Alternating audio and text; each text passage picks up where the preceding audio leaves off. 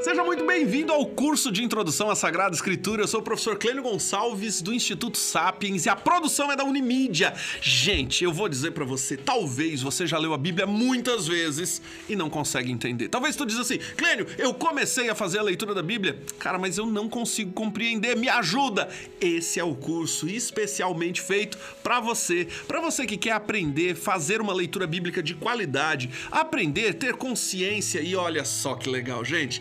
Esse curso é feito em 7 módulos. Essa é a aula introdutória. Hoje a gente vai falar sobre algumas curiosidades muito legais sobre a Sagrada Escritura, mas nesse curso de Introdução à Sagrada Escritura tu vai ter muita coisa boa, coisa fantástica que... com ele, você terá ferramentas necessárias para poder pegar a Bíblia na mão e, de fato, dizer assim, estou entendendo o que estou fazendo. Isso não é propaganda enganosa, pode ter certeza que com esse curso você vai ter ferramentas fantásticas. E é aquele momento em que a tua cabeça vai fazer assim, ó, pum, momento Pablo Marçal, tá? Pum.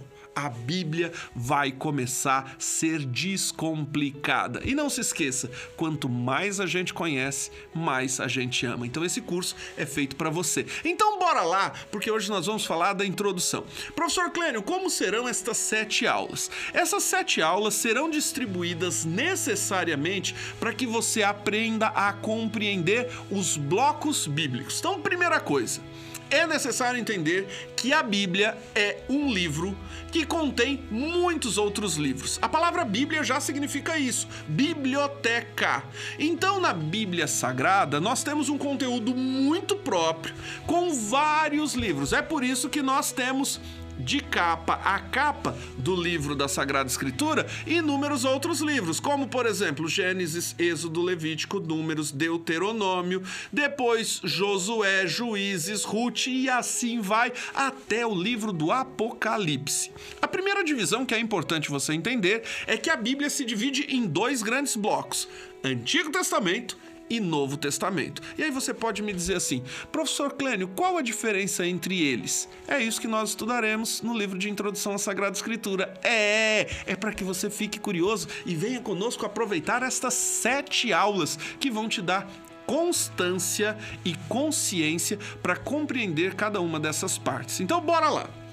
Na primeira aula do estudo de Sagrada Escritura, nós vamos fazer uma linha bíblica, ou seja, esta é a aula introdutória, mas na primeira aula que você vai ter deste curso, você vai aprender de Gênesis, ou seja, desta capa, a esta capa, ao livro de Apocalipse, uma linha contínua da espinha dorsal da Sagrada Escritura. Legal, né?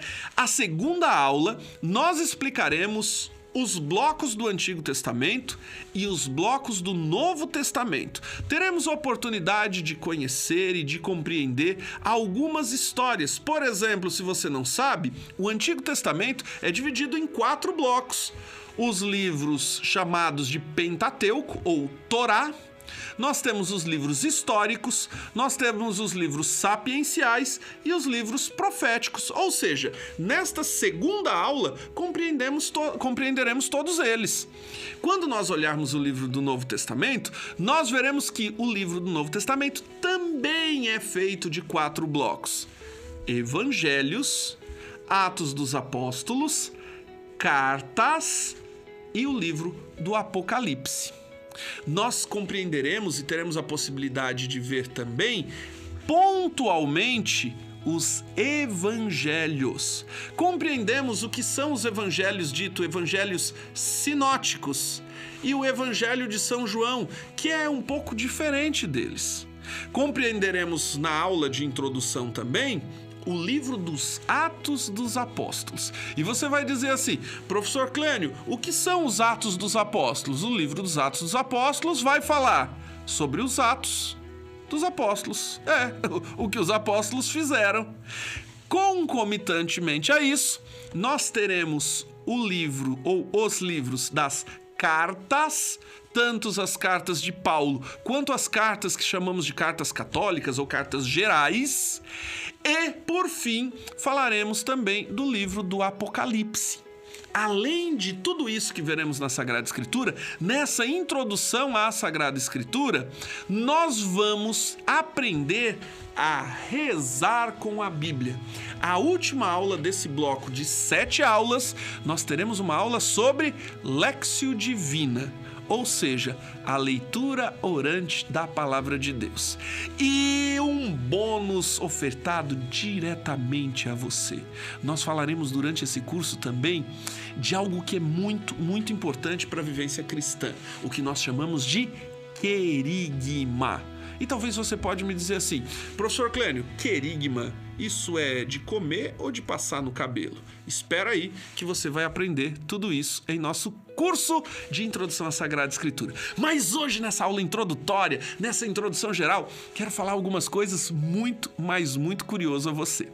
Olha só, gente, tem coisas na Bíblia que tu vai me dizer assim, professor Clênio, a Bíblia é um livro histórico? A Bíblia é um livro teológico? A Bíblia é um livro o quê? Eu sempre gosto de dizer que a Bíblia é um livro cheio de símbolos. E vamos aproveitar essa aula de hoje para falar um pouco sobre os símbolos?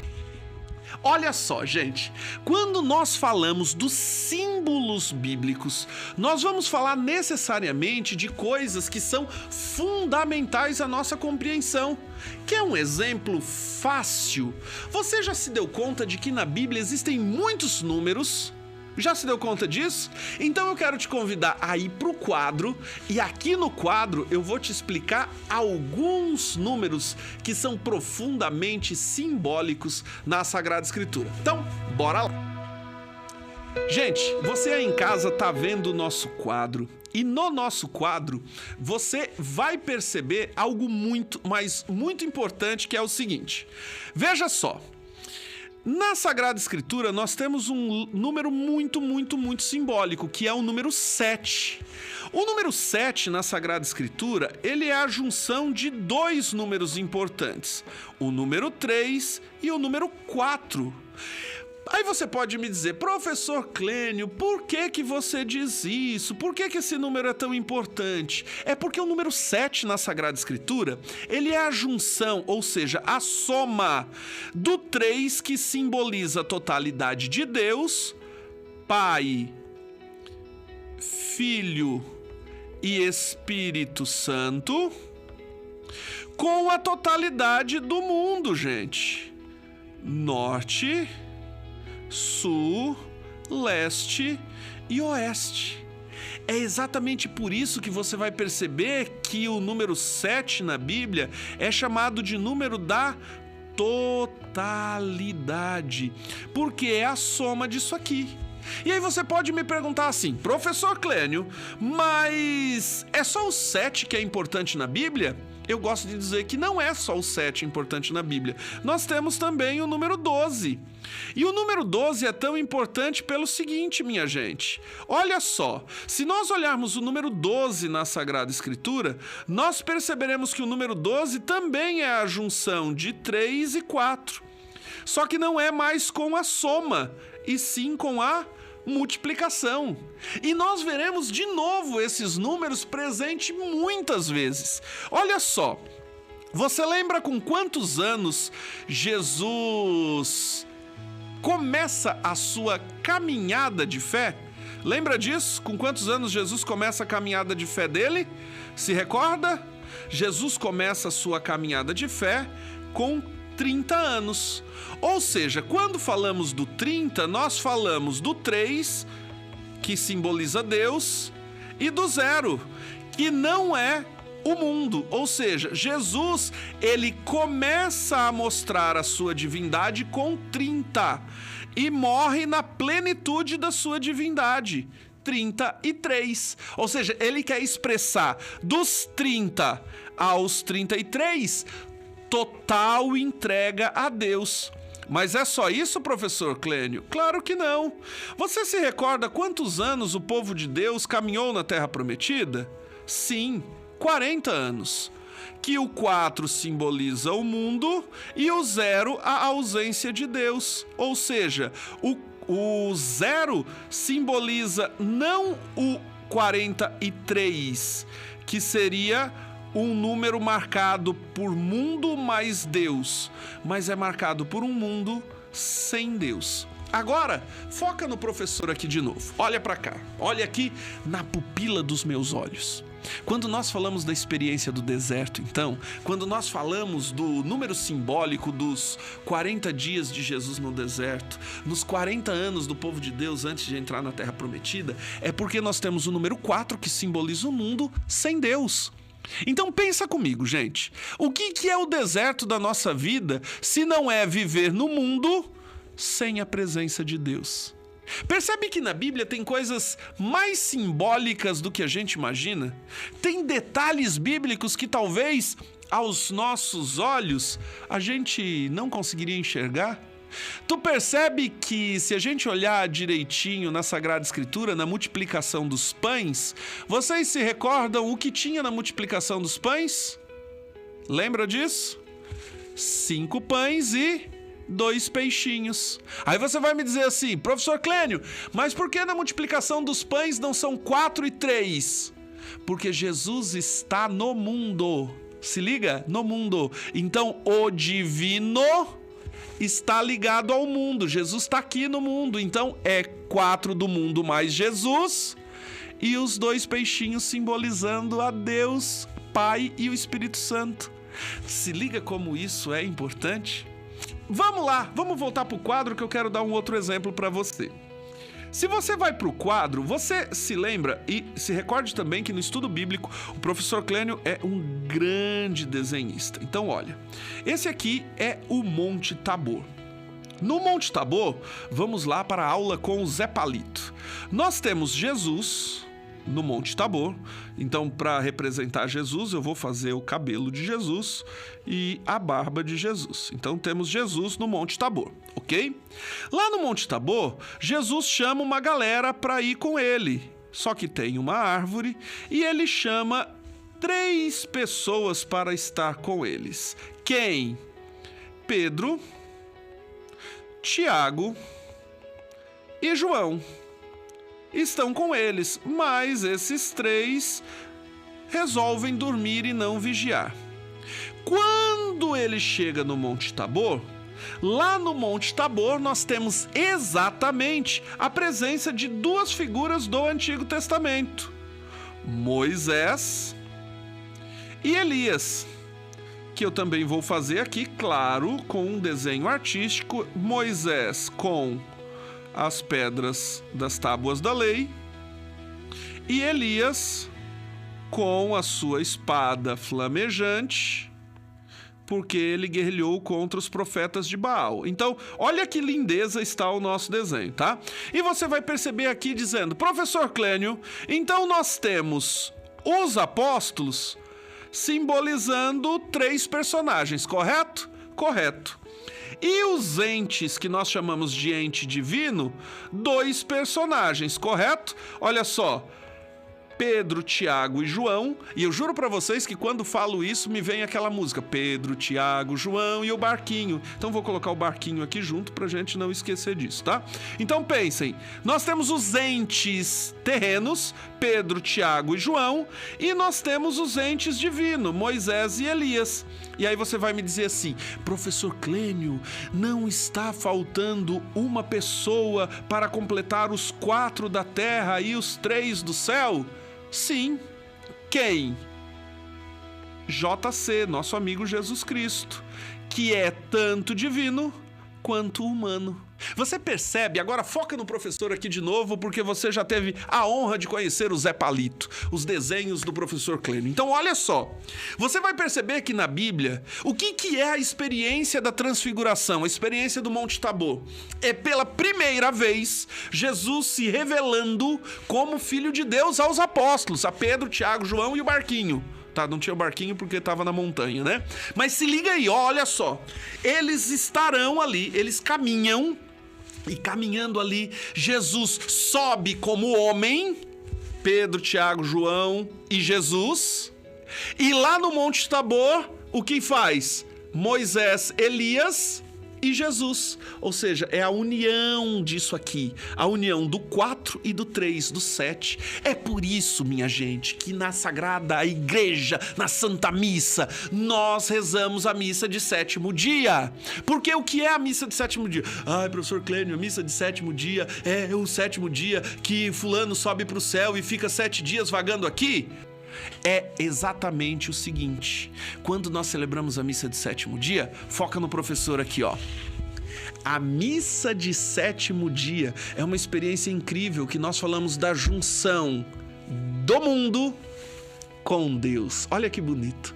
Quando celebramos o sétimo dia, nós celebramos a passagem. Nós celebramos a experiência do ser humano que sai da terra e se encontra com o sagrado. É a completude, é a compreensão do todo. É a compreensão de que simbolicamente nós compreendemos a profundidade do mistério divino, de Deus lá de cima com a humanidade. Deus e o mundo. Beleza? E é aí que a gente vai perceber a grandiosidade de tudo isso, gente. Estudar a Sagrada Escritura é tão lindo, mas tão lindo, que a gente tem a possibilidade de perceber detalhes que sem estudar a gente nunca ia ver. Posso dar mais um exemplo, que é bem legal? Você lembra daquele texto famoso das bodas de Caná, do primeiro milagre de Jesus? Lembra disso? O primeiro milagre de Jesus é a transformação da água em vinho. Que lindo, né? Tu lembra quantas talhas tinham, quantos jarros de água tinha? Lembra? Talvez na tua cabeça você disse assim, 7, professor. Não, 6. E na Bíblia, o número 6 é um número muito importante, porque o número 6 é o número necessariamente marcado por ser o quase 7. Quase perfeito, não é o 7. Falta alguma coisa, falta o divino.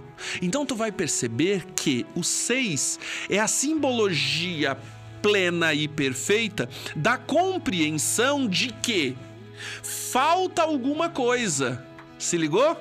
Então quando Jesus transforma a água em vinho, nós temos a compreensão, nós temos o passo de que Jesus transforma a água em vinho. 6. Mas de fato falta uma talha. Sabe qual a talha que falta?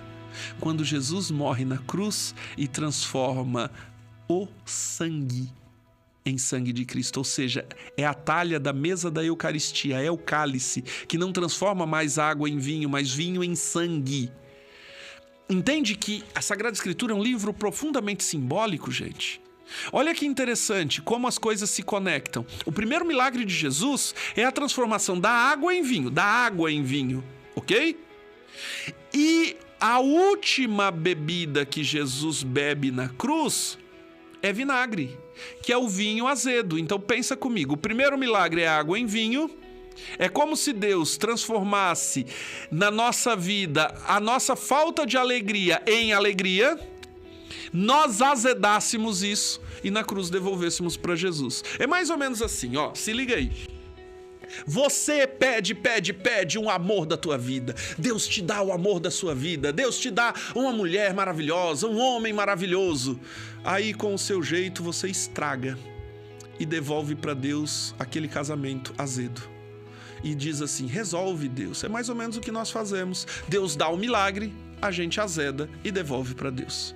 Se a gente olhar o estudo bíblico, nós vamos perceber, gente, a grandiosidade disso, das simbologias que tem na Bíblia, de como os textos se conectam e daquilo que às vezes você não entende, que estudando a Sagrada Escritura passa a entender. Quer uma curiosidade no livro do Apocalipse? Vamos lá para o quadro, vamos voltar para o quadro, olha lá. Quando nós falamos do livro do Apocalipse, nós falamos da famosa besta do Apocalipse, que o símbolo é o 666. Lembra que o número da perfeição na Bíblia é o 7? E aí tu pode me dizer assim, professor Clênio, por que o 666 é o número da besta? Porque o 666 é a repetição de 3 vezes do número 6, que simboliza o quase 7. Ou seja, Quando falamos de 666, nós falamos que o diabo tenta ser quase o Pai, tenta ser quase o Filho e tenta ser quase o Espírito Santo. Volta aqui para o professor agora, ó. Olha nas pupilas dos olhos do professor aqui. Quando nós falamos do estudo bíblico, quando nós falamos da experiência profunda de estudar a Sagrada Escritura, nós precisamos compreender da necessidade de compreensão de que estudar o livro bíblico não é meramente uma leitura de um romance, não é meramente a leitura de um jornal ou de um livro qualquer. Para ler a Bíblia, nós precisamos de técnica. E o curso de Introdução à Sagrada Escritura é essa técnica que nós queremos oferecer a você. Então, minha gente, é assim que eu quero encerrar a aula de hoje, deixando aquele gostinho de quero mais. Vou dar um último exemplo que nós vamos falar na aula que vem, tá? Pode me cobrar na aula que vem que nós vamos falar sobre isso. Você lembra que no livro do Gênesis tem uma serpentezinha que vai conversar com Eva e convencê-la a comer do fruto? Pois é, essa serpente está presente no livro do Gênesis. Mas se nós caminharmos do livro do Gênesis, dessa capa, até essa capa, no livro do Apocalipse, capítulo 12, essa outra mulher vai se encontrar não mais com uma serpente, vai se encontrar com um grande dragão. Então, eu vou te convidar mais uma vez a olhar para o quadro, tá? Abre aqui o nosso quadro, dá uma acompanhada aqui comigo. Lembra que no livro do Gênesis, lá no paraíso, nós temos uma árvore, nós temos uma serpente. Olha que linda serpente. Vou até colocar uma cor na linguinha dessa serpente, tá? Nós temos a serpente e nós temos o nosso casal, o Zé Palito, Adão, e o Zé Palito, Eva. Ok? Vamos colocar um cabelo nessa Eva aqui também. Então se recordem da importância disso aqui. Nós temos no paraíso Eva, que simboliza a mulher no paraíso. Então no livro de Gênesis nós temos o personagem, uma mulher que vai conversar com uma serpente. E esta serpente vai caminhar até o livro do Apocalipse de São João, o primeiro livro da Bíblia e o último livro da Bíblia, ok?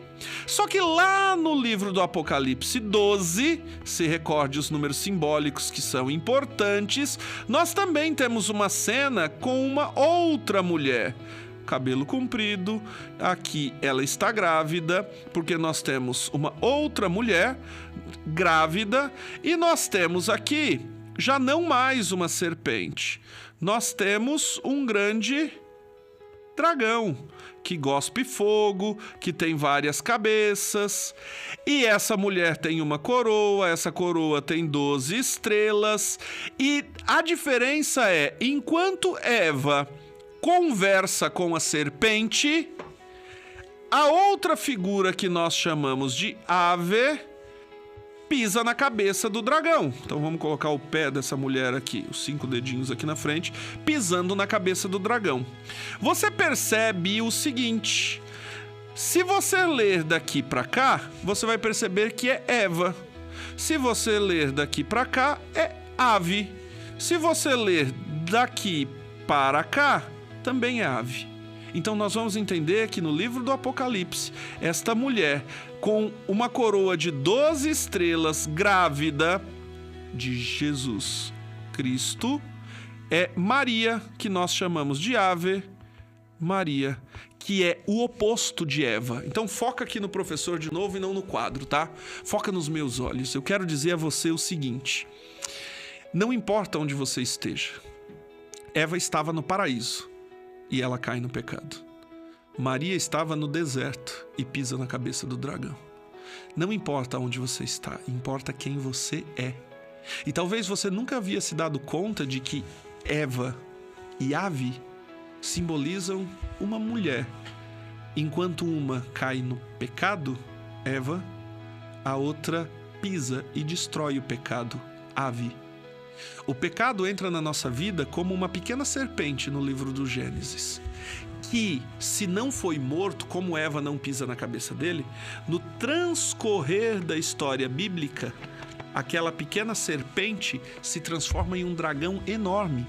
Talvez aquela curtidinha no Instagram, aquela conversa no WhatsApp começa pequena e despretensiosa e que chega num tamanho absurdo e monstruoso, que chega em um certo momento que acaba querendo engolir você, os teus filhos e a tua casa. Estudar a Sagrada Escritura é entender os símbolos por trás das linhas, é enxergar as entrelinhas, aquilo que está por trás do texto.